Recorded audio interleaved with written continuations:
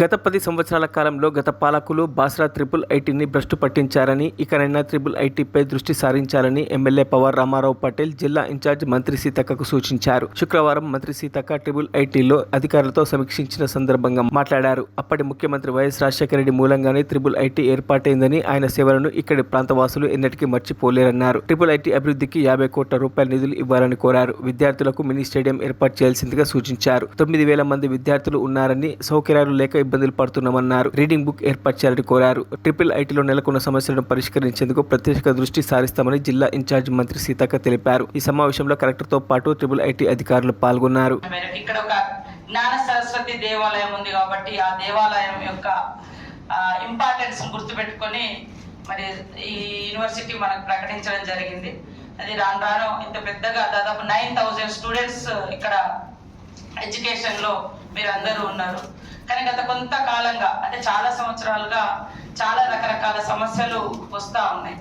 అది కొంతమంది దాన్ని పొలిటికల్ గా ఉపయోగించుకోవచ్చు, లేకుంటే ఇంకోటి. కానీ అంతిమంగా మనము ఎన్ని సమస్యలు ఇక్కడ పరిష్కరించుకున్నాం, ఇంకా ఏమేమి సమస్యలు, ముఖ్యంగా ఈ కాలేజీ యూనివర్సిటీ అంటే మనకి రెగ్యులర్ ఫ్యాకల్టీ 19 మంది ఉన్నారు. దాదాపు 119 మంది కాంట్రాక్చువల్ బేసిస్ మీద ఉన్నారు. ఒక 80 మంది గెస్ట్ ఫ్యాకల్టీ ఉన్నారు. సో ఆ వేకెన్సీస్ కనుక మనం రెగ్యులర్ వర్క్ వెళ్తే ఆటోమేటిక్గా ఈ కొంచెం స్టూడెంట్ కి సపోర్ట్ పెరుగుతుంది.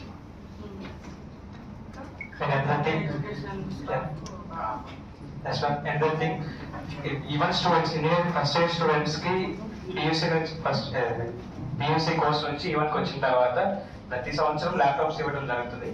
ఈ ఇయర్ కూడా అలా జరిగింది, కానీ అవి కొంచెం ప్రాపర్ వర్కింగ్ లో లేవు. సో ప్రతి సంవత్సరం ఇంజనీరింగ్ ఫస్ట్ ఇయర్ స్టూడెంట్స్ కి కొత్త ల్యాప్టాప్స్ ప్రొవైడ్ చేసే విధంగా మన గవర్నమెంట్ దాన్ని తీసుకుంటుందని నేను కోరుకుంటున్నాను.